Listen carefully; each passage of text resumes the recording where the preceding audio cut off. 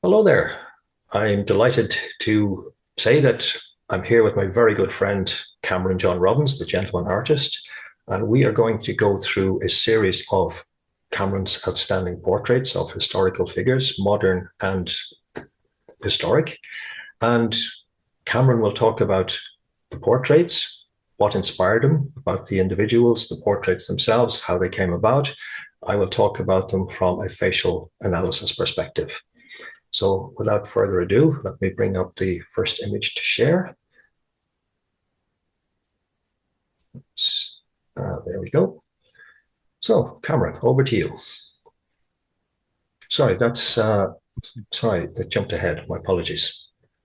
That's okay. That's okay. So this is my portrait of Thomas Jefferson. This is part of my own collection. The original is actually right here, and it's part of a series of the Founding Fathers collection, American Founding Fathers. This is also slightly, maybe only interesting to me, but this is the second time I painted this portrait of Jefferson from the very same reference materials because it was a bit of an experiment. I liked, but I didn't love the first time I painted his portrait. And so I did it again. And it's a little bit like the old saying of the reason you can't step into the same river twice is because it's always moving. Even though I was working from the very same references, I wasn't the same. I didn't see things in the same way. I didn't see the same things. And so we don't have it to contrast today, but it was a very useful experiment for me as an artist to repeat the experiment, as it were. Any particular observations about what drew you to Jefferson, aside from the fact that he's obviously such a historic figure, the third president, and all of that? Um, yeah, a few things. And it speaks to my emotional engagement with the portraits of people, the portraits I paint. I've got it could be a superpower, or it could also be a liability. I need to love the people that I paint. In the case of Jefferson, I'd listened to a biography while I was working. I'd listened to a biography on Alexander Hamilton, and Hamilton and Jefferson were not really allies. They didn't like each other very much. They disagreed quite intensely on certain fundamental ideas, and they were fairly antagonistic towards each other throughout their lives, and especially in the political sphere. And because I was listening to a biography on Hamilton, I at that time tended to take Hamilton's side because I thought he was right. And I may have painted my portrait of Jefferson after listening to that biography on Hamilton and before listening to a biography on Jefferson. I subsequently listened to the biography American Sphinx. I forget the name of the author, but that's a biography on Jefferson. And I came to love Jefferson as well. And I think it was after that that I painted this portrait and became an interesting revelation to me because I still loved Hamilton. I could see the rightness in both of their arguments after. And so it's like the realities and the nuances. And they both had a similar problem. Uh, Hamilton more than Jefferson, but they were both actual geniuses. You put more than one genius in a room. I mean, so many of the founding fathers were actual legitimate geniuses. Washington was an actual genius. Jefferson, Hamilton, Franklin, so many of them. You put big personalities in a room where everybody's the smartest one in the room, or at least accustomed to being the smartest one in the room. And then you put them all together and say, figure it out. You're going to have conflict. Hamilton's problem, I think, was that he was generally the smartest one in the room, in any room he was in, and he thought that should be enough. You should do what I tell you because I am clearly the smartest one in the room. Mm-hmm. People don't react well to that kind of interaction. Jefferson may have had the benefit of a softer touch. He also was generally the smartest one in the room, in any room he was in, but perhaps he knew better how to interact with people, not hit the fact that he was so smart too hard. to be a little bit more gracious and genteel in his interactions. Maybe that served him better. Okay, very interesting. Thank you. This is obviously a rather different portrait of Jefferson, obviously considerably older. And a number of things come to mind here. Obviously, Jefferson was known as the lawmaker. And to make laws, you need to have a very clear sense of logic and detail, and you need to be able to structure and plan things. And what we see there is with Jefferson, we see the eyebrows very, very straight. We see Mhm. the orbital ridge on which the eyebrows sit is slightly prominent. And then we see the forehead itself is relatively rectangular in shape as defined by the hairline. So that combination of features, the straight, very straight and relatively thick eyebrows, the prominent orbital ridge, and that rectangular forehead shape is all about planning and structure, linear, logical thinking. And that was obviously central to Jefferson's approach to certainly the legal side and the public side. We can also see that starting with the eyebrows, not only are they thick, which means that this is a man who liked to absorb a lot of information, but also his eyes are relatively close. So his mind worked quickly. He absorbed information very quickly, but his eyes are also deep set. So when you see that on somebody, this is somebody who is naturally very reflective. And even if he were engaged and actively engaged in conversation, it tells you he would still be absorbing a lot of information. He's not just, there are a lot of people who talk and that's what they do. It's all coming out. It's not going in. But even in deep conversation, he is absorbing a lot of information. Very, very, very, very deep. So he's a man who would, even when he was being quite expressive, would be using it to not reveal a lot about himself, what he really thought and what he really felt. Well, I mean, the one biography I mentioned, was called The American Sphinx. Ah, And Jefferson was renowned for having a distinctly unreadable quality. yeah, not surprised. Yeah. Okay, let us move to the next image. Okay. Here we have Benjamin Franklin, next in my Founding Fathers collection. And like Jefferson and Washington, he also is on my imaginary board of directors. And so he's out of frame, but he's right here. As per Napoleon Hill and his imaginary board of directors, I've painted or am painting my imaginary board of directors so that I can actually look at them. It kind of intensifies the imaginary conversations one can have. And so Franklin's on there. Very interesting, very complicated historical figure.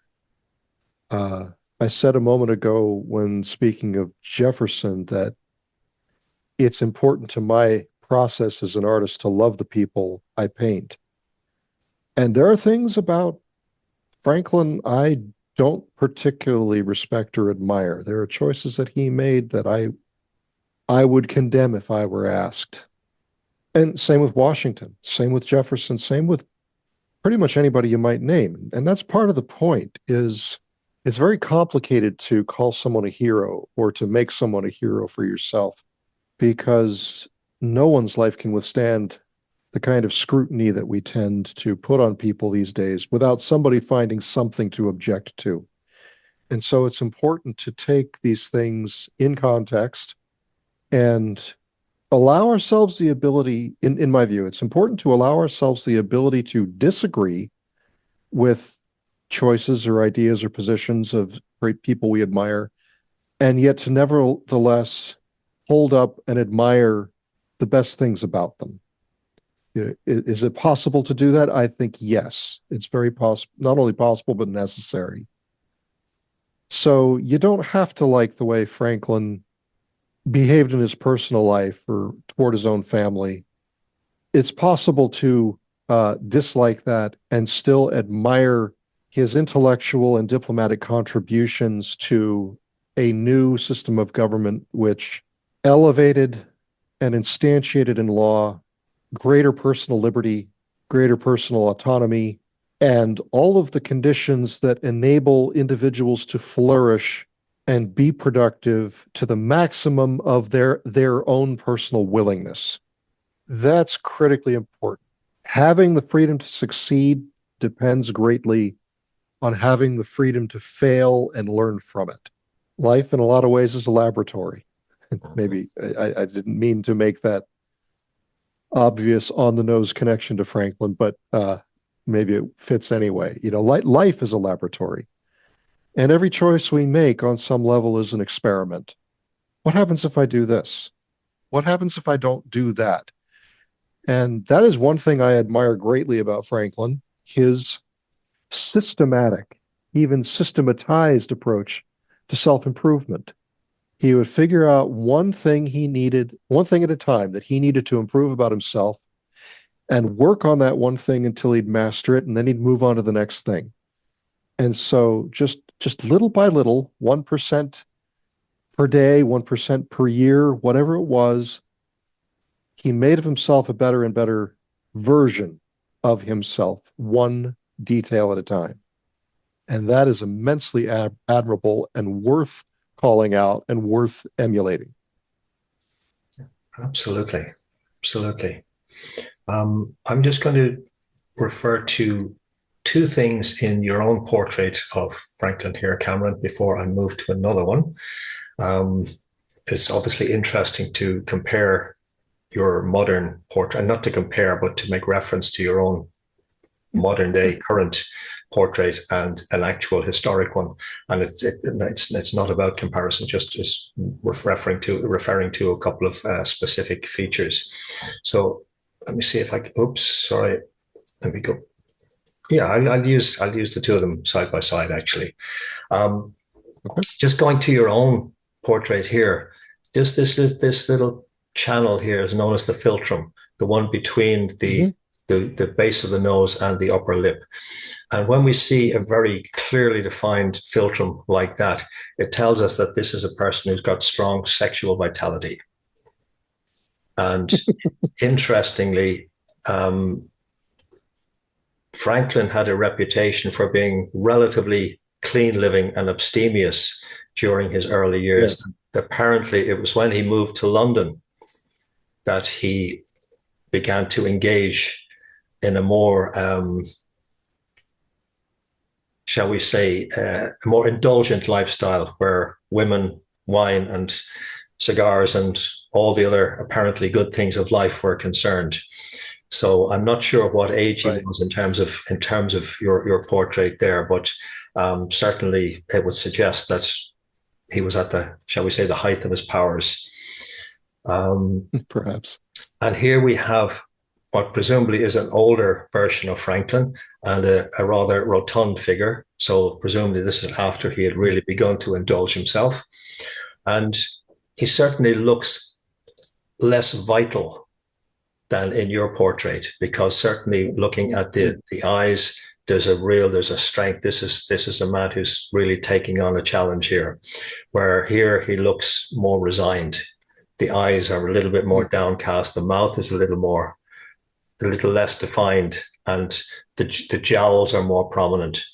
But what I want to particularly refer to here is the forehead area. And Franklin would have been the epitome of somebody we would refer to as an egghead. And literally you can see that in the forehead shape. A man of prodigious intelligence, great inventor, writer, etc., etc. It's so many strings to his bow.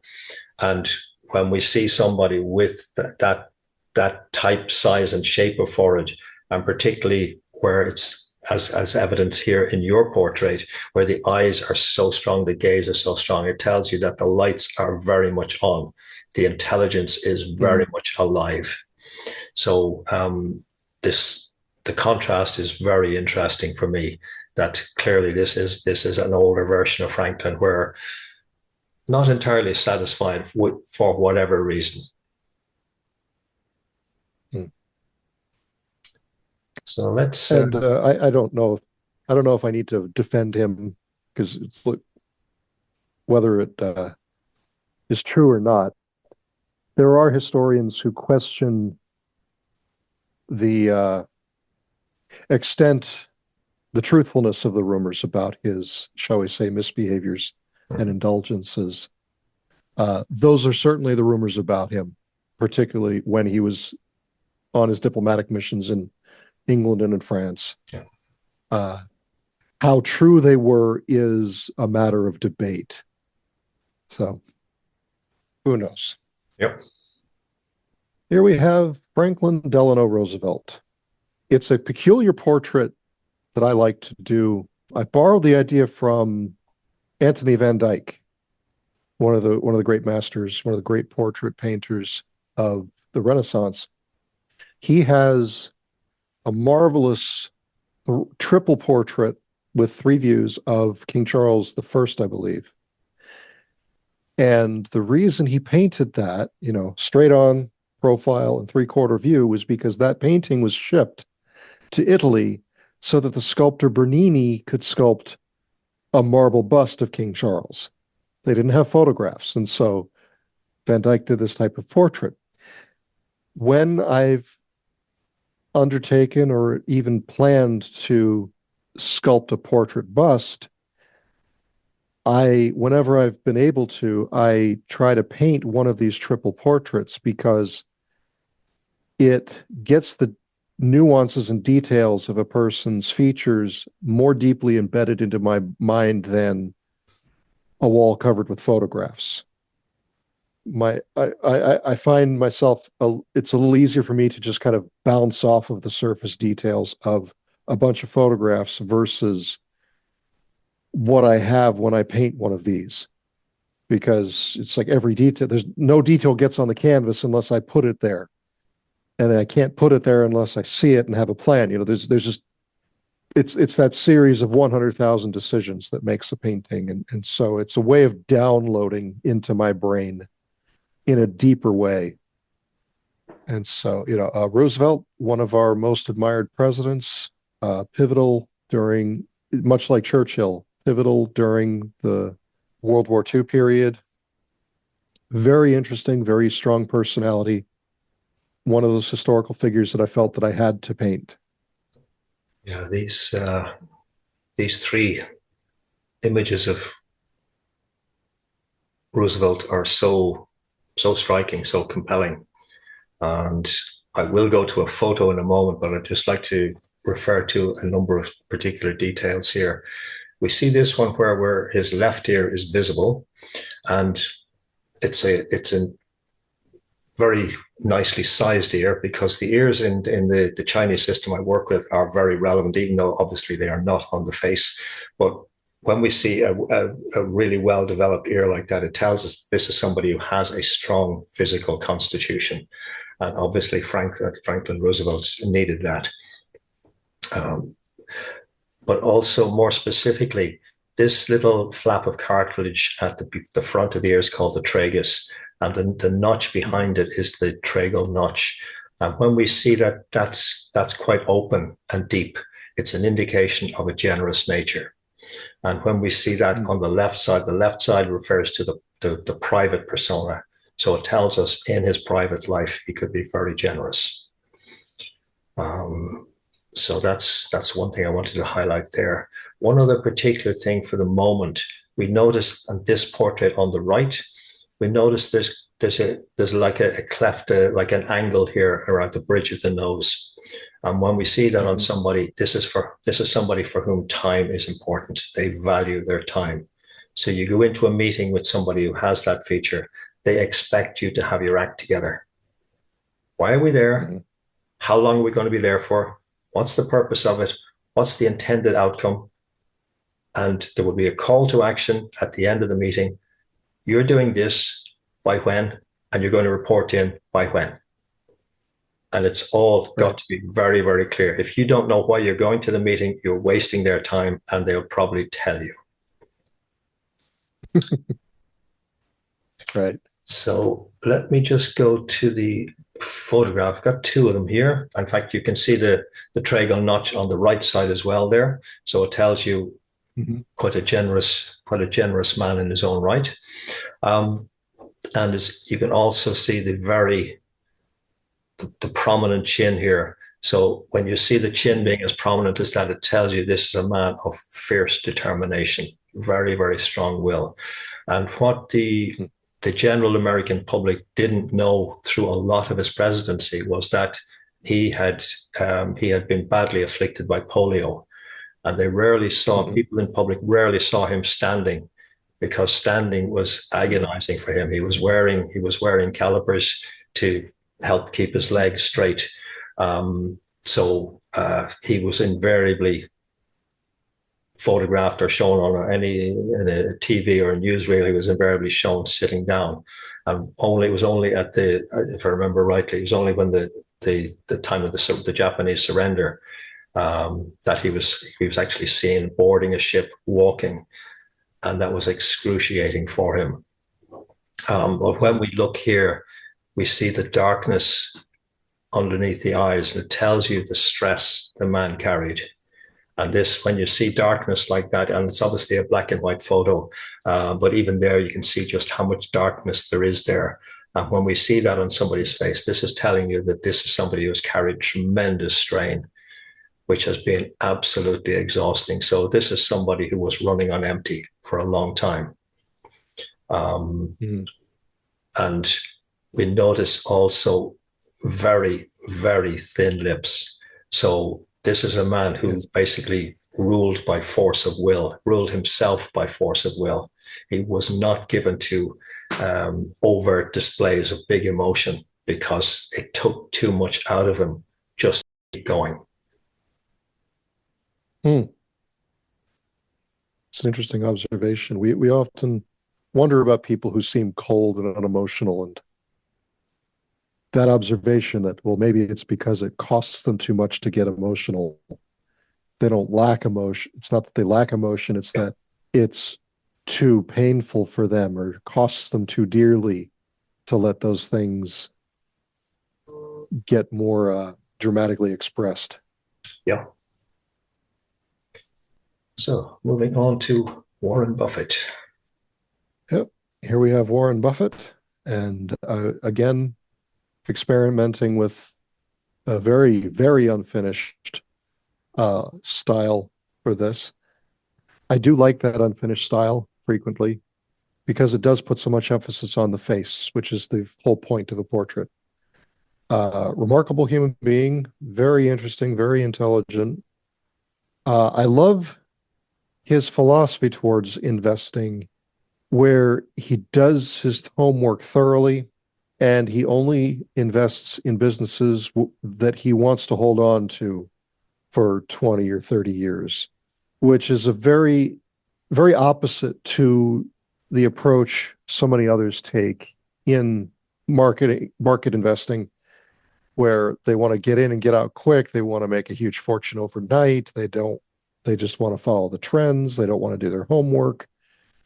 And his methodical, thoughtful approach with an eye towards longevity of the investment and the value going forward, I think is tremendously admirable and worth emulating, not only in investment terms, but in everything in your life. You could approach our relationships in the same way. We can approach our educations in the same way. It's like, what do I want to do?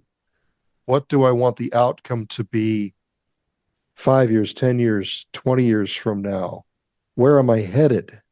It's a very deep, invested approach to life.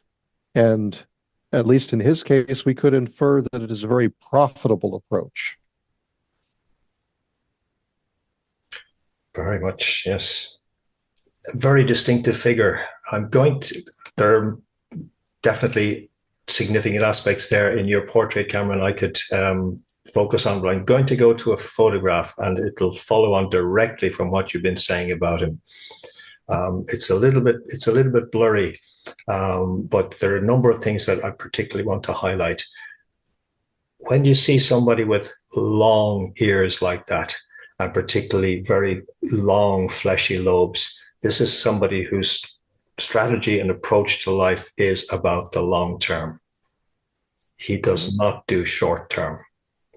He thinks ahead. Um, and Buffett reminds me of the Iroquois Confederacy of, I think, what, 200 odd years ago, where when the elders would come together to think about a major decision, they would reflect on how it would impact on the next 7 generations. And Buffett is always somebody who thinks in terms of what will happen years and years and years down the road. Is this an investment just for now, or is it for the long term? And that's absolutely central to his approach, and it has been central to his approach really since the beginning of his time working with finance and working as an investor. So that's the first thing about Buffett, and the earlobe themselves, the earlobes are so long and so well developed tells you that this is a man who has very, very good instincts, very good instincts. We know, and again, we go back to the eyebrows. We can't see them so clearly here, but his eyebrows are pretty straight and relatively thick again. So this is a man for whom information is absolutely vital. We know as a young man, he went through book after book after book of financial reports, financial details. He absorbed the information. You can see the high forehead. So a man for absorbing information and then thinking in terms of how he can use it, storing it, and seeing how he can use it. But also then we notice his lips are particularly thin again. So with Buffett, head absolutely rules heart. And it's not to say that, not to imply that he's a cruel man, but head always wins over heart. It's just how it is. It's not a judgment, it's an observation. And you can begin to see it, here, but his canines are actually relatively larger than his molars. And when you see the canines being larger, this is somebody who's naturally competitive. Now, we don't really think in terms of if you like, the affable, genial, stolid figure of Buffett as being competitive. But by God, he is competitive. So you should never underestimate that about him. He is most certainly competitive, and he is about winning. Yeah. I mean, he is such an affable, grandfatherly figure in public. And almost cherub-like, he's just jolly and affable, and it reminds me of a phrase that I like quite a bit. Never mistake my kindness for weakness. Yeah. He might be a very good personification of that. Yeah, absolutely. And one other thing, I don't think I've touched on it in any other images, but you notice these lines, deep furrows coming down from the corner of the mouth to the chin on both sides. Yes. They're an indication of deep, deep disappointment. So this is somebody who has experienced deep disappointment in his life, and which is significantly impacted. And that may have also partly to do with the lips being so thin, that he buries a lot of emotion. He doesn't do emotion really when it comes down to it. It's never been his style, even going back many years, to be particularly emotional. He likes things to just be essentially regular and undisturbed. So that's just part of who he is. Again, it's not a judgment, it's an observation. Right. As somebody who considers himself to be a bit like that, just to clarify for anybody listening, it's like, it's not that such people lack emotions, but we mistrust them, at least as a guide of our lives. It's like, yeah, feelings are real because we really feel them. but they're highly subjective, they're highly changeable, they're frequently a terrible reflection of reality. And so using that as the guiding force of your life is very unstable. And so it's not a lack of emotions, it's a lack of trust in our emotions as something that's going to guide us rightly. Yeah. Okay, going to move to the next one, and somewhat of a change in not just culture but tenor. Oh yeah. Here we have Alexander Solzhenitsyn, most famous for writing the Gulag Archipelago, which was an expose of the Gulag system in Soviet Russia. I first became aware of him through the university lectures of Jordan Peterson that are published on YouTube. And I subsequently went through the Gulag Archipelago. I went through it as an audiobook, but I mean, it's very long, it's very extensive. It will shatter you. Speaking of emotions, it will emotionally shatter a person. And it's so worth doing. There are so many things to learn from his work to make ourselves better, to make societies better. So many warnings against what not to do, and so much suffering to learn those lessons. Not only him personally, but countless millions of people. It's something I learned from the Gulag Archipelago. It is remarkably easy to torture a person beyond their endurance. It's frighteningly easy. One of the great lessons of the Gulag Archipelago, one of the things that he articulates is that the line between good and evil runs down the middle of each human heart. The distance between civility and beastliness is frighteningly short. The distance between civilization and anarchy and brutality is frighteningly short. And we need to be vigilant, not only over our communities and our governments, but ourselves, because we're all part of the same system. What I realized from his work and other sources is that tyranny and brutality is a human problem. It's the tendency of all governments over time to drift towards tyranny and authoritarianism, whatever system of government you start with, because that's a human tendency. I mean, think about your own experience. I think anybody listening will be able to identify this. When we can barely promote someone to the position of supervisor over half a dozen people without creating a petty tyrant, this is a human problem. Because governments are administered and run by human beings. And so whether we're talking about a manager at a fast food restaurant or a president of a homeowners association or a bureaucrat in a first world government or a political activist in an NGO. It's like, it's a human problem because interacting with each other and doing it properly is a lot of work.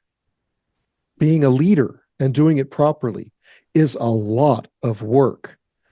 The emotional control, the emotional maturity, the self-awareness, the sensitivity to other people, the insights, not only into other people, but into ourselves and our motivations and why we do what we do, the exercise of restraint, all of these things are hard work. It's much easier to just be a bully and a tyrant. It causes tremendous damage to do that on all levels, whether that's in a romantic relationship or as a parent or as a president or prime minister. But that's partly my point. This is a human problem. And it's only at the individual level that we can choose to refrain from bullying and tyrannical behaviors to get our way. And this is part of the problem, is because the outcome we want, we might be right. The thing we want, the outcome we say we're in favor of, we could be right. That might be the best thing. That might be the right thing. That may not matter if we achieve it in destructive ways. So the whole idea of by any means necessary is a tremendously flawed and dangerous approach to anything. And Solzhenitsyn articulated that and illustrated that in the Gulag Archipelago and his other writings, I'm sure, marvelously, beautifully, intelligently, and overwhelmingly in terms of an emotional experience. It will crush your soul to read those things that he describes, the things that people endured. And yet the part of your soul that is crushed by those truths maybe should be. Maybe there's a part of us that ought to be crushed with that kind of overwhelming, brutal capacity of human beings, and to realize that under the right circumstances, with the right motivation, we might have been any one of the people that he describes. We might have been thrown into the gulag. We might have also been the guard. We might have been the fellow prisoner who sells out another prisoner. We might have been, under the right circumstances, we might be the person who reports their neighbor to the government for something that sends them to the gulag simply because we like their flat better than ours. It's monstrous to consider that we might be capable of those things, but scale it back and realize, how is that fundamentally different than a lie you might have told as a child to get an extra cookie from your parents, or when you stole your sibling's cookie when they weren't looking? I mean, if fundamentally these behaviors are the same. And so there are parts of ourselves that we ought to be confronted with, which are monstrous, and we need to interact with them in a Jungian sense. We need to learn about the monsters that we have inside of ourselves so that we can control them consciously, incorporate them to where they're under our control, to where we understand our human capacity for monstrousness. And that's the only way to tame the monster, is to incorporate it. Let me put these two images together. The first thing about Solzhenitsyn, you can see it very clearly on Cameron's portrait here, this very deep, long, vertical line. And in the Chinese system, that's referred to as the hanging needle or the hanging blade. And I'm very clear that I do not do fortune telling, but there are elements of facial features that would be regarded as being linked to fate, F-A-T-E. So when we see that very deep, long, vertical line like that, it's one of those features. And when we see that, it's taken as being an indication that the person has had either a non-relationship or a very difficult relationship with their father. And interestingly enough, Solzhenitsyn's father died before he was born. So we obviously never had the opportunity to meet with his father. But we also take it further then. It's also associated with somebody who has never or has had great difficulty connecting with their own power. And one of the themes running through Solzhenitsyn's life, both in the Soviet Union and in the West when he lived there, when he was initially exiled, and then when he moved to Germany, and when West Germany as it was, and moved then to the US, that there was always that sense of being a man out of place, that he was, for want of a better term, metaphorically at least, banging his head against the system, rebelling against the system, because he never quite seemed to to find his place, and where he really expressed himself was obviously his writing. And even there, he had a lot of difficulty. Obviously, there was a time he was allowed to write. There was a time he was prevented from writing. There was a time when his writings were banned. There was a time when his writings were taken by the KGB. And then was a time when he just felt very much out of favor in the West, because he became very critical. So there was a lot of struggle in his life, and not just in this image, but you'll see it in repeated images, and you'll see it right through his life. There are a lot of dark lines and darkness underneath the eyes, but also the eyes themselves are looking at you. They're really scrutinizing you. So this is a man who was always wondering, do I belong here? Is it safe? And I'm reminded of something I heard many years ago when I worked as a therapist, and I used to meet with other therapists on a regular basis with exchange experiences, etc. And this lady worked with people who've been tortured. That was the area of focus for her. And one of the things she said to me was that the fact that somebody's been tortured does not mean they're a nice person. And we tend to assume that victims of torture are nice, that they have been mistreated. Well, we know they've been mistreated because nobody should be tortured, but that they are right. somehow by definition nice people. And I've always had that question about Solzhenitsyn. I don't have the answer, but I've always had that question about Solzhenitsyn, as to whether he was actually a nice person. And like I say, I don't have the answer, and I'm not in any way inferring that he should have been mistreated, because nobody should have experienced anything like the humiliation, torture, degradation he did. But the question is just there for me. Right. I have no idea. To your point about him always being a person who felt out of place, I have a suspicion about that. I can't confirm it from his writings, but I have a sense that he was first and foremost a Russian, meaning he deeply loved his country. And it was painful for him to essentially have had his country taken away from him, not only by the political system, which took over his country and made it impossible for him to stay there. Just, whether it was Germany or the United States or anywhere else he went, they weren't his country. They weren't necessarily bad countries.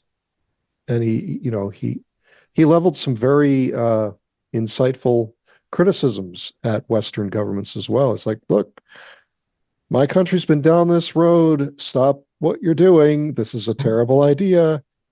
I can tell you firsthand, but kind of like, losing your mother perhaps as a child. The way that would feel might be similar to the way he felt about Russia. And I just think he missed his country all of his life. What it had been, what it should have been, what it meant to him. Yeah, even while he was there. Okay, let's move it on to the next one. Another change in tone. Yes. Chef Gordon Ramsay, another one of my unfinished style portraits. I kind of painted him for my imaginary board of directors. I, years ago, really binged watched some of his TV programs, Kitchen Nightmares in particular. And binge watching them on YouTube, even in clips, but especially the full episodes, I felt like was a marvelous business education, because when you get past all the drama and the swearing and the reality TV silliness, the patterns were always the same. A business, in his case, restaurants, because that's his field of expertise. A business starts failing and starts to lose its way. and they invite him in to help save the business. And there's always conflict, there's always huge amounts of debt, there's unsatisfied customers, there's unpaid bills. And he always comes in and he does the same thing every time. He reminds them, look, your whole purpose for existing is to serve the customers. And you've started cutting corners and you've stopped paying attention to the details. And here's what you need to do to get back on track. And those that listen to him get back on track and start thriving again. And those that resist him don't. Because one of the patterns I saw over and over again, and this can be expressed, this is a human problem and can be expressed in any situation. But the reactions of the business owners to his advice and his criticisms and his observations, it was the same thing over and over again. They got defensive, they were resistant, they denied what he was saying. It was as if time and again they were saying, I'm in desperate trouble. You're an expert. Please come in and fix my business as long as you don't ask me to change anything. Like, what an absurd, impossible position to take. And yet it happened over and over and over again. It's like the first half or first three quarters of every episode is Gordon Ramsay confronting and contending with that intractable position. It's like, everything's going wrong, but I'm not wrong about anything. It's like, well, if everything's going wrong, you're clearly wrong about something. You're clearly doing something wrong. And it's really easy to understand when you kind of pull back. Somebody goes into business, it starts working, but things happen, whether there's a health crisis or an economic downturn or inflation or, whatever it is starts happening, they start getting stressed. The bills start piling up or, too much turnover. There's something going wrong and they start getting stressed. And because of the stress, they shift from seeing their employees as people they serve who are on the team and the people who serve their customers. And the only reason that anybody shows up to their business is if they serve well enough, to seeing their employees as customers as the means to an end, as the means for raising the money to solve the financial stress. And so the behavior changes and the outlook changes and the interactions change and their business starts dying. And the more it starts dying, the worse it gets. It becomes a negative feedback loop. And the only way out of it, out of that negative feedback loop is to remember, it's like, no. You as the boss, you as the leader, you as the business owner, your entire reason for existing in this context is to serve your employees to the best of your ability so that they serve your customers to the best of their ability. Because the only reason your customers show up is when they are served beautifully. And the only reason your employees continue to show up and give you everything they've got is when they feel served beautifully. That's the magic formula.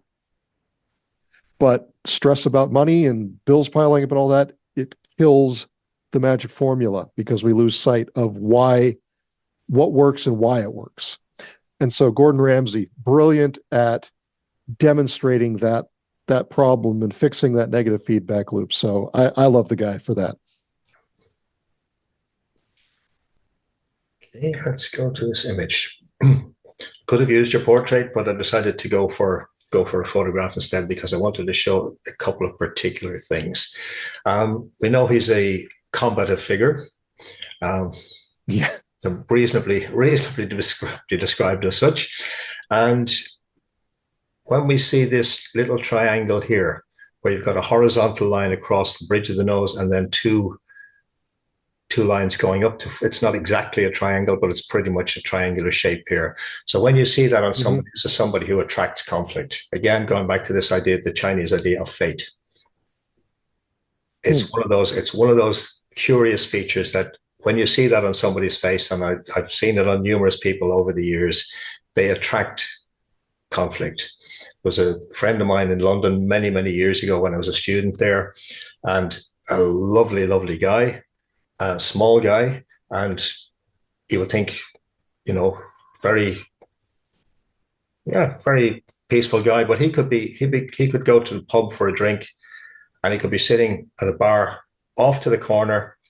A row would start off over the other side of the bar, and somehow he would get enmeshed in it, even though it had nothing whatever to do with him. And it was just one of the, it's just like when you have that feature, it's just like there's a magnet for conflict. Not obviously desirable, but he obviously thrives in that kind of environment you've described, where people are at odds with each other and with the situation, and then with him. So it seems to work for him. It obviously works on a business professional level. Right. Right. Not, Interesting what you're saying. I wonder if I want to make sure I understand a distinction, that conflict is attracted to them, not necessarily that they are attracted to conflict, as in they go seeking it out. oh no, they don't. It just seems to have a way of finding them. Yeah, yeah, exactly. Is that right? Yeah, okay. Yeah, yeah. It's like So he's not going around looking where he can start trouble. No. Your friend wasn't going around looking to get into a pub row. No. It just somehow found a way to migrate across the pub and pull him into it. And he's sitting there going, what the heck, dude? This has nothing to do with me. Yeah. And yet there he is and had to deal with it. Yeah. Okay. Yeah. And it's one of those curious things. Like I said, I do not do fortune telling. I'm very, very clear about that. But there are a couple of features like that, like the hanging needle we talked about, and this triangle that, from the Chinese perspective, are just fate.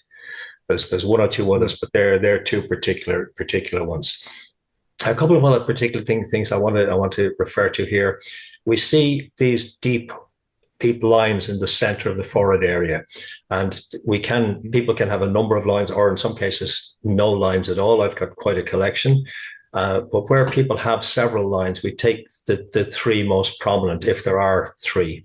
And in this case, I would regard this as being the middle line. And this would be the higher one. I know there is one further up, but I would regard these two, and this one here would be what I would regard as forming the bottom line. But this would be the middle one, and this is associated with self-understanding, self-knowledge. So this is a guy who does know who he is. He's been through a lot in his life. His big dream was to become a professional soccer player. It didn't work out because of injury. Now, whether he would have been good enough to fully make the grade, we don't know, but injury stopped it anyway. So he's been through a lot of, obviously there's been business failures as well. So he's been through a lot in his life, but he has come to know himself very, very well. So whether you like him, dislike him, he knows who he is. He's pretty clear. Right. This is me, and this is what you get. There's no, obviously there's a persona for the TV program, but it's not actually far from who he is. And one other thing which refers back to what you were talking about, Cameron, you notice the V shape, the hairline here at the top of the top of the forehead. When you see that on a man, this tells you this is a guy who has a deeply embedded capacity for problem solving, particularly complex problems. So problems, he goes into a situation where typically a group of people are at odds with each other, or they've just been, maybe they're not even at odds with each other, but they haven't been able to figure things out. And he will go in, he'll look at it and say, have you tried this? Right. And it's like he has a laser pointer to see what the nub of the problem is. Now, obviously, he has a huge amount of experience at it now, but even prior to that, you could say that's precisely where he's expressing his, if you like, God-given talent. You're right. It's a superpower. Yeah. It's like he just walks in and he gets that, okay, this is what's actually going wrong. Yeah. Yeah. And then you can tie that in with the conflict bit that he's a magnet for it, but he's a guy who can thrive on it as well. And then you've got also this jutting chin. So yeah, like Mhm. bring it on. I'll deal with it. Yeah, yeah. Yeah. It's just I again, actually prefer I actually prefer the UK version of Kitchen Nightmares over the American version. They're almost exactly the same, except that I mean it's still, conflict and swearing and all that, but he was a lot gentler in the UK version, a lot more tactful.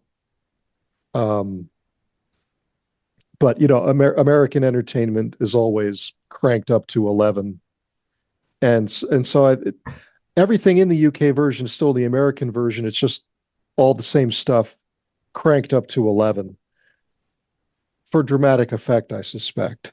Uh, so if you want a more accurate vision of what it would be like to work with him, I'd say look at the UK version versus the American version. yeah. Well, by tradition, I guess he would need to be more restrained in the UK version anyway. You know the old joke that the way the British way to solve conflict is to have another cup of tea. You know.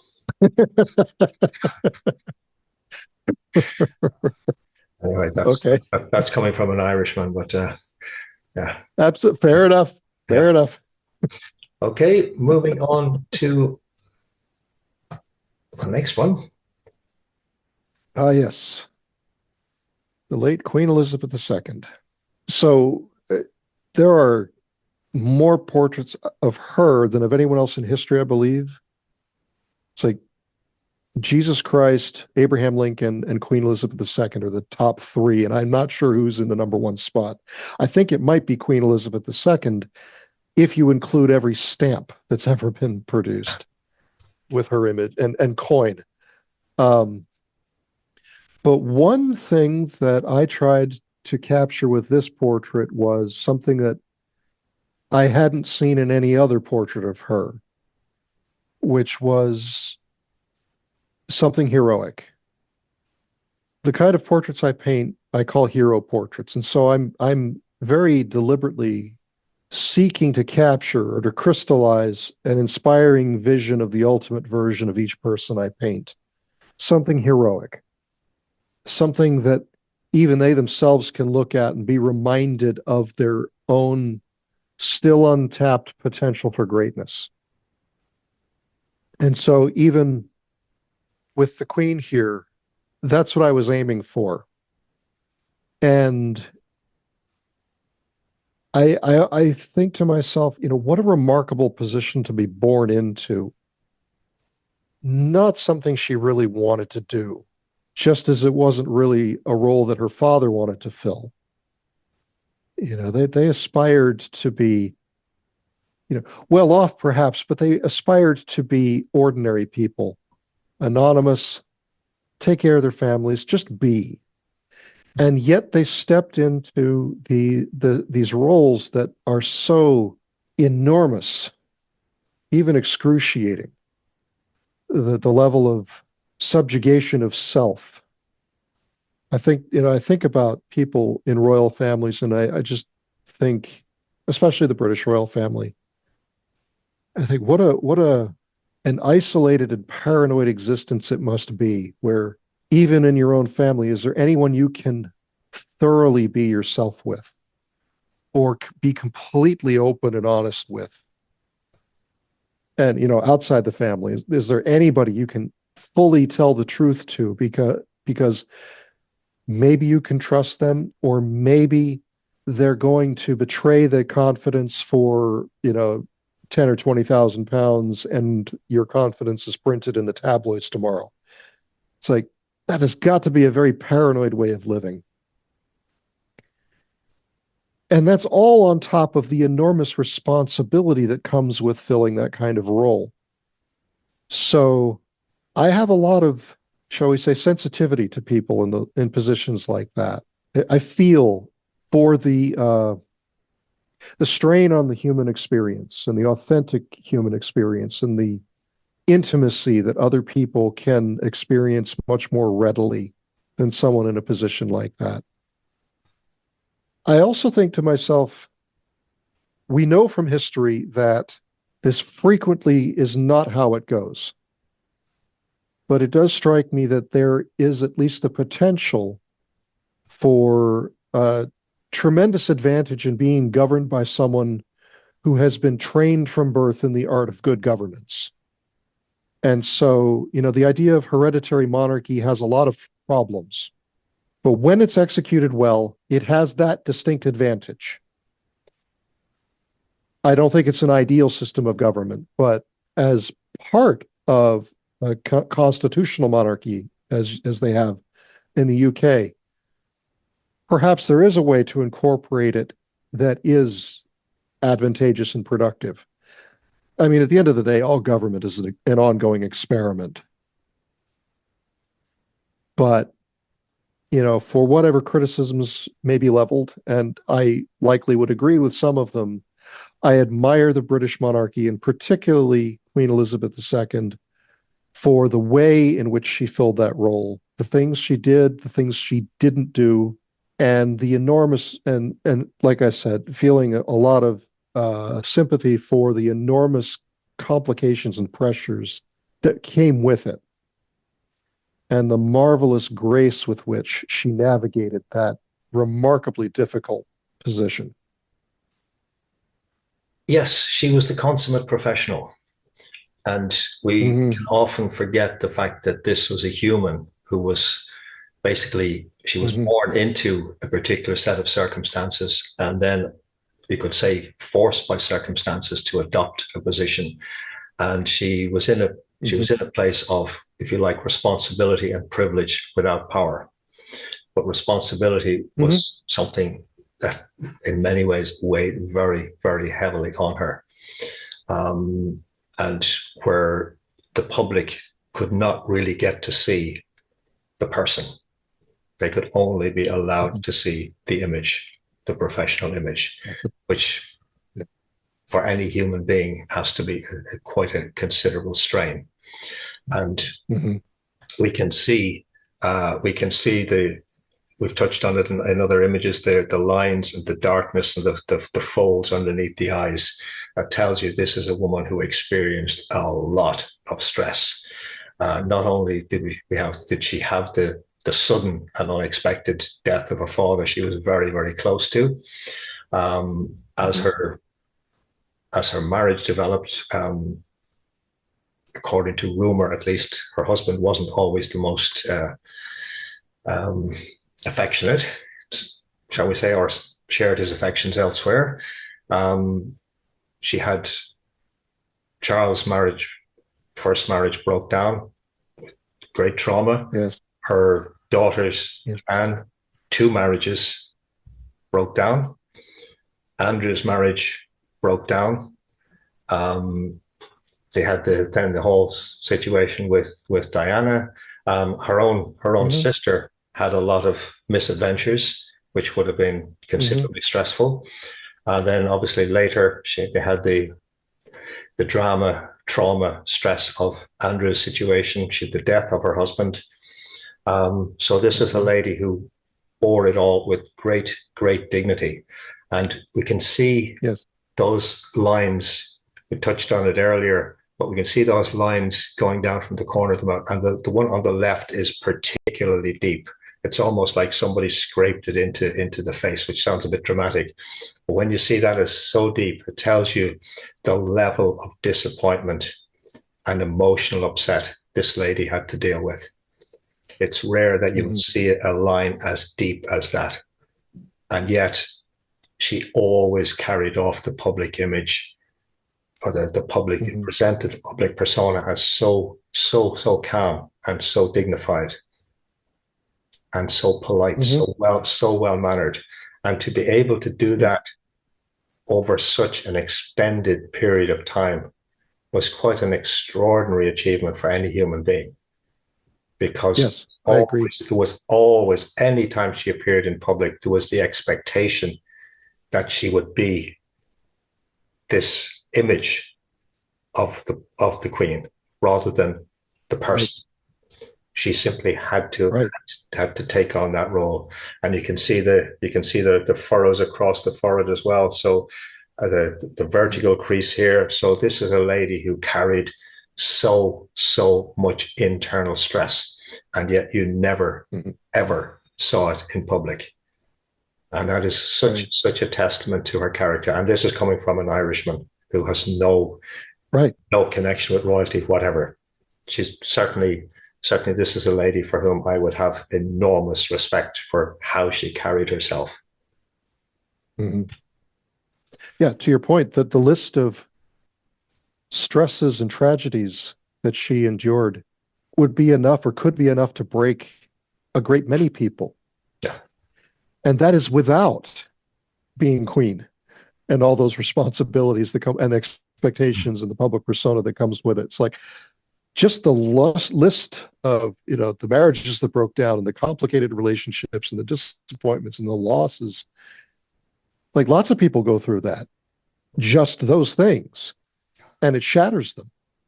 And that's without the added layer of the role and responsibility. And so, yes, that's precisely why I wanted to depict her in heroic fashion, because it is a heroic thing that she did to endure all that, fill the role that she had as she did, and to do it so gracefully and majestically, for lack of a better word. And perhaps that's the perfect word. Yeah, absolutely. Absolutely.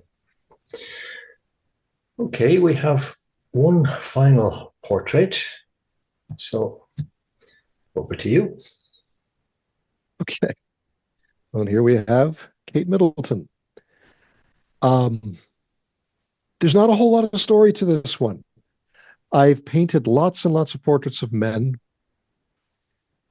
I, as a man, perhaps I have a particularly easy resonance with portraits of men. I'm not opposed to painting portraits of women, but in fact, I'm delighted to do so.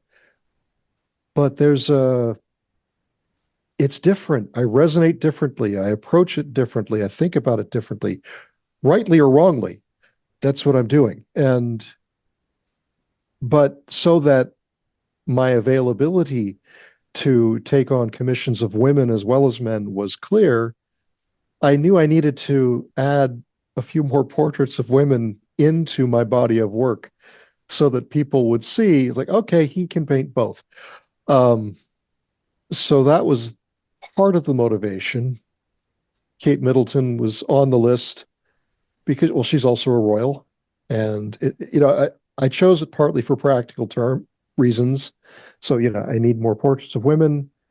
Painting royals would also appeal to the audience that I need to reach, uh, because my commissions are pricey. It's a high ticket item, and so there's a very particular group of people for whom that will appeal and who can do that and who are willing to do that. And so there were a number of factors I was trying to bring together, plus the fact that she's just so lovely. And I admit I have a bit of a crush on her. So all that put together is how I arrived at painting her portrait. Okay. Okay. Well, I'm going to change things a little bit here. So rather than an image, I'm going to show a short video clip.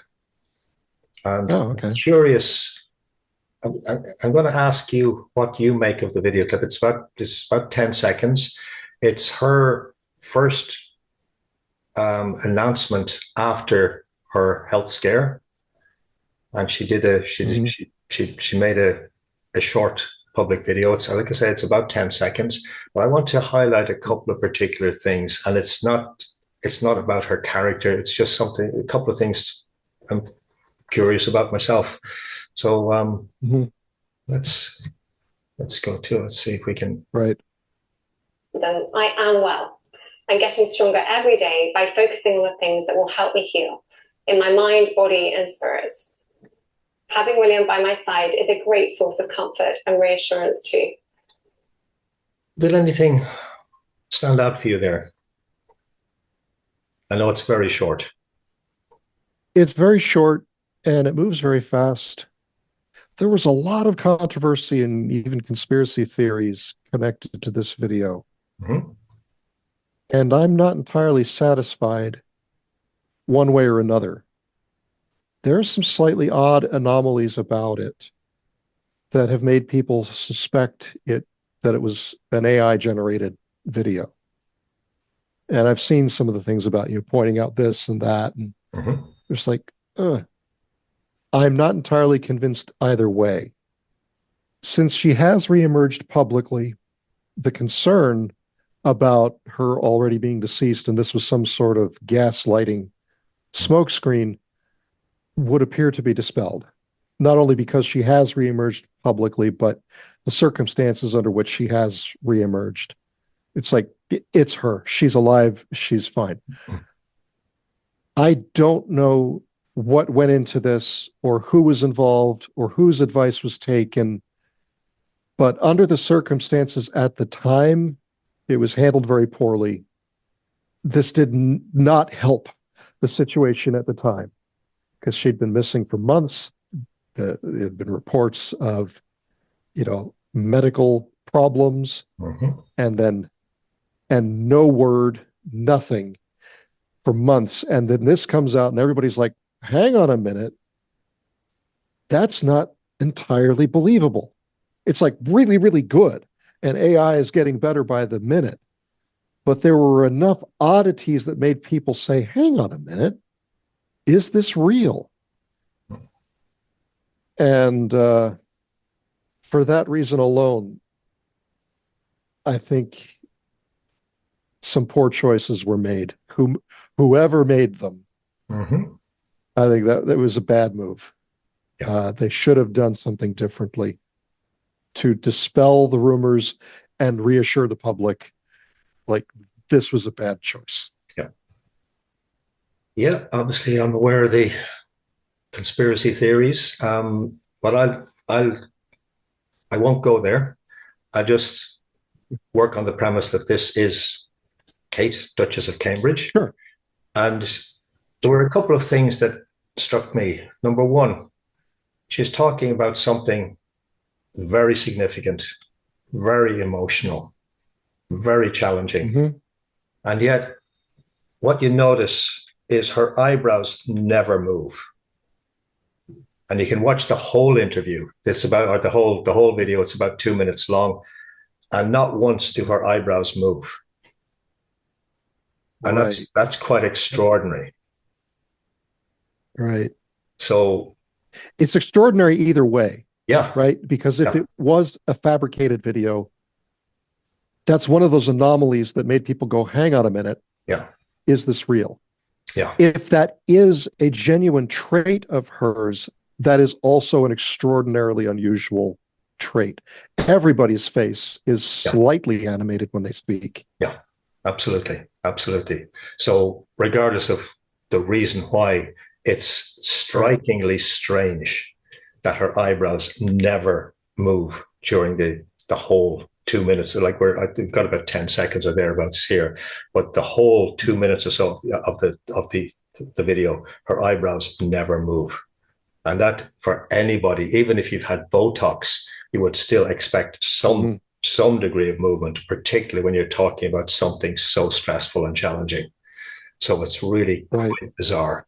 And the other thing then, and I know, I'm assuming, like I said, that this is the real person because AI has been doing very strange things with hands and, 6 fingers and all of that stuff.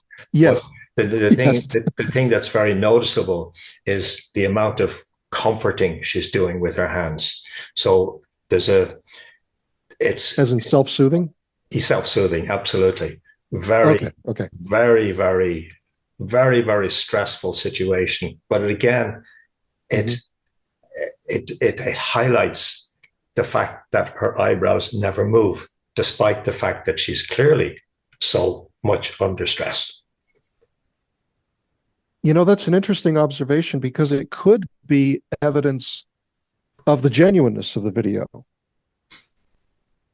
The difficulty with using AI or fabricating things from scratch is it means you have to think of everything.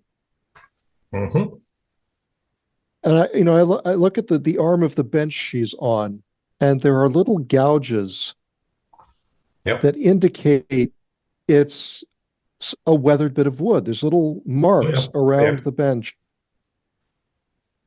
if you're going to create in CG a bench, a wooden bench, that means you not only have to think of putting weathering damage on it, Yep. you have to think about where it should go. And there's always a story, Yep. which bit of the object gets the most, like on the slats that form the back. Oh yeah. Yep. There are horizontal Mhm. grooves that are indicative of or consistent with a slightly rougher finish of boards that went through a planer. Yep.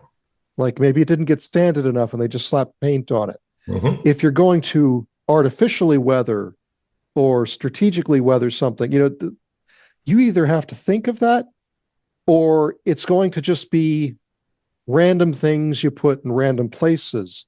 Yep. It's not going to indicate a story unless you're clever enough to think of that. It's the same with the self-soothing hands. If you're going to fabricate a video of someone to reassure the public, and your mandate, your brief is to create a video to reassure the public that everything's okay, you are very unlikely to think, well, she's just being strong, so let's add the self-soothing hand behaviors to hide the stress or mitigate the stress so that she can keep a brave face on. It's like, you don't do that. Very few people would ever think to do that. Yeah. So, they highlighted teeth, the eyebrows, the ring that seems to appear or disappear.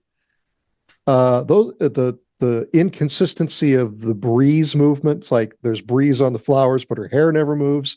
All of these details that people have called out, yeah, they make the whole thing slightly suspicious.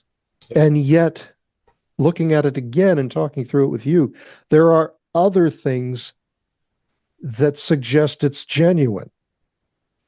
So I go back to my original critique of it. It's like, whatever this was or was meant to be, I think this was a bad decision. Yep. I mean, maybe it's genuine, it was AI enhanced or doctored in some way. Who knows? But yeah, they didn't do themselves any. Whoever did this did not help the situation. They actually made it worse. Yep. Absolutely. Absolutely. I'm just going to run it through once more. Then I am well and getting stronger every day by focusing on the things that will help me heal in my mind, body, and spirits. Having William by my side is a great source of comfort and reassurance too. Yeah, I'm just going to stop the share, but that's the most extraordinary thing, that the eyebrows never move. And when you see that, it raises questions as to what's really going on. What's really going on? Yeah. It's the most natural thing in the world for our eyebrows to raise when we meet somebody, or when we're talking, we're expressing ourselves about anything of significance.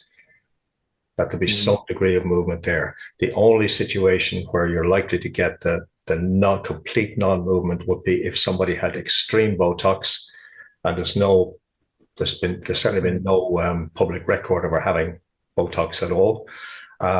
Or you will get some people on the autistic spectrum, where where that doesn't happen, but they're very, very rare. And again, there's no indication, never has been any reference to her being anywhere on the spectrum. So it's very, very curious. It might be worth, on that line of investigation, it might be worth looking at other video of her speaking, if you can find it, because in addition to the lack of eyebrow movement, there was also a pronounced upward eyebrow cock on the left side. Left side, yeah. And so does that appear in other videos? Is that just the shape of her eyebrows? Because some people, or is it like a frozen expression as she tries to hold herself together to deliver the message? It's very difficult to do. Does that appear in other videos or pictures? Yeah. And, does she have eyebrow movement in other video where she's speaking? I did notice this time the hair question. The hair isn't reacting to the breeze the way some people pointed out, but it is moving as her head moves in a very realistic, natural way. And as someone who's worked with some CGI and AI generated things, one thing that's extremely difficult to make work, extremely difficult, is hair and hair movement. And when it's CGI fabricated, again, you have to think of everything. People almost invariably overdo it. It overmoves. It's over dramatic. It's the look at me, look at what I did kind of need to be noticed with artists and what we create. Her hair and when it's in the CG universe, it lacks all mass and weight. And the movement of her hair in that video had mass, had weight. The movement was there, but it was also subtle. All details that would make me think that was genuine. So, a very curious historical event, perhaps a minor one in hindsight or in time, but a very curious one. An enduring mystery.